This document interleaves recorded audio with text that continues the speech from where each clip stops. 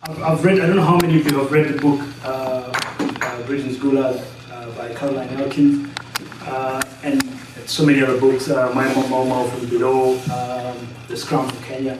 And when you read those books and you watch this film, I was sat there and at one point I almost cried, because I used to read that book and I didn't know much about Mau Mau. And my grandfather was arrested during the Mau Mau War era. And my mother tells me all these stories, but until I read that book and I saw the dimension and how it affected different walks of life, that is when I began to appreciate that actually some atrocities were committed. Mau Mau has always been known as a terrorist group, and it's unfortunate that that's the way it's been known. I have a background in soldiering, and I've been a soldier for the British Army for 7 years. And there's one thing I know: war is war. It doesn't matter whether you're fighting terrorists or you're fighting people who are fighting for their land. War is war, and war is mean, and war is hard. And these people were fighting for their land, and because they didn't have the upper hand, the person who had the upper hand committed the atrocities, which today some of the legal systems have kind of refused things like torture. But in those days, funny enough, the torture was acceptable. And even now, when cases like in Iraq, there are cases of torture that happen. And some people have died in police cells or in military cells where they're being tortured. And today it is handled as a completely different case.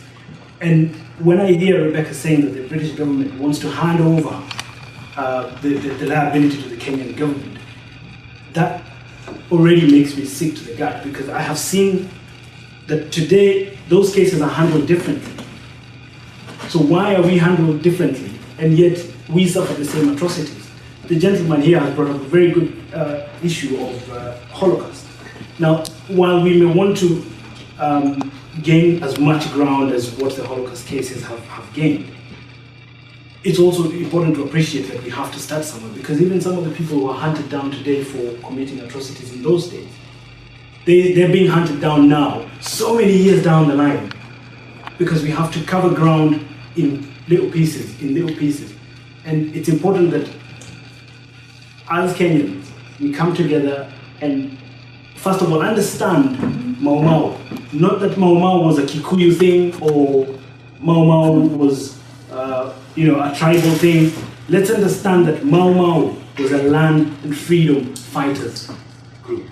They were fighting for their country. They were fighting for a country that is shared by different tribes. And until for our country, at that time, there was no time to discuss about who was going to become a collaborator and who wasn't. People were safeguarding their own lives, their own children, their own families.